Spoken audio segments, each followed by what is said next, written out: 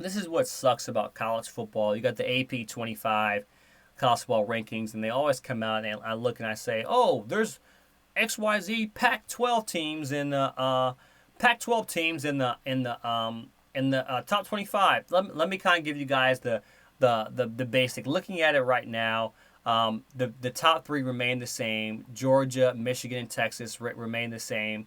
Um, so you have, hold on real quick. You have Colorado, who fell out the top 25. I know they were waiting for Colorado to throw out, fall out after that thromping that they had. Um, Georgia remained number one, right? But it they lost a couple first place votes. Michigan's number two, and Texas State at three. Ohio State moved up to two spots to fourth place, and Notre Dame dropped down. Florida State is now the five spot after beating Clemson. So Irish are now the 11th spot over Alabama, which I don't agree with. Um, you got Penn State as number six and Penn State number six, number seven.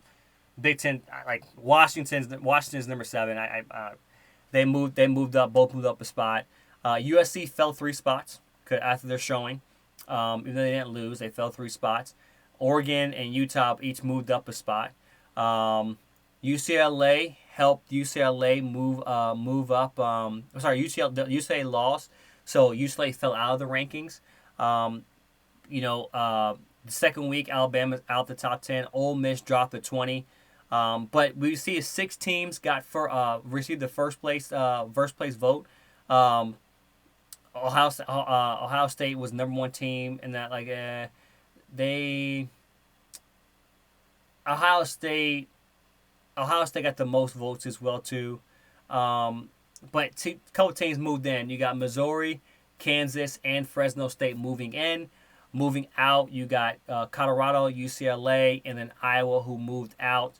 Um, you look at the numbers. SEC moved in as far as the most spots. The SEC has seven teams, and SEC has seven teams in the AP top 25. Pac-12 has six.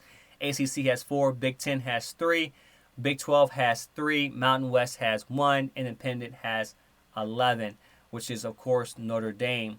Um, so, we had a big week coming up. Big week as far as we may see some shifts, but we really didn't see some top teams lose.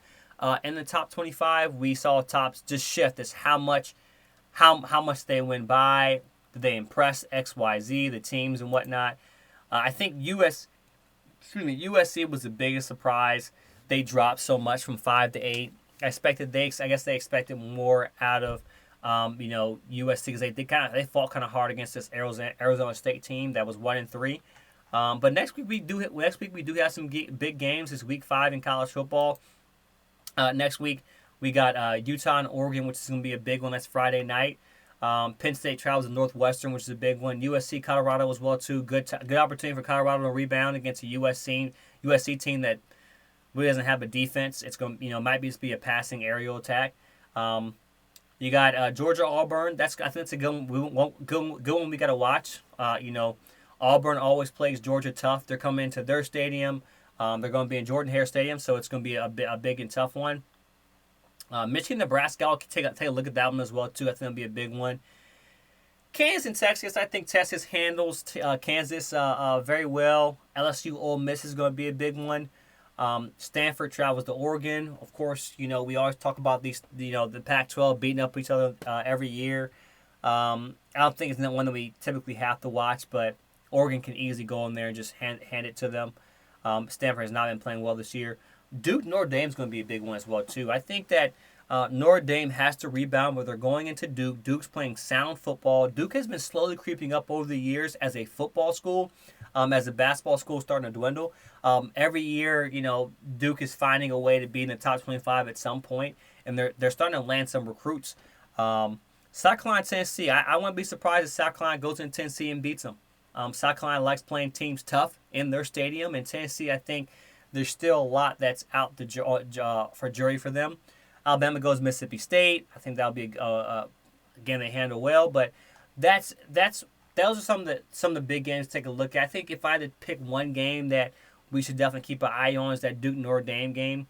That's gonna be a big game to take a look at, just to see, can Duke really start making waves in the ACC. So the AP Top 25 comes out. Of course, it's flooded with Pac-12 Pac-12 and Big Ten teams, and I think that as the season goes on, they're going to beat up on each other. We're going to see the SEC teams float to the top.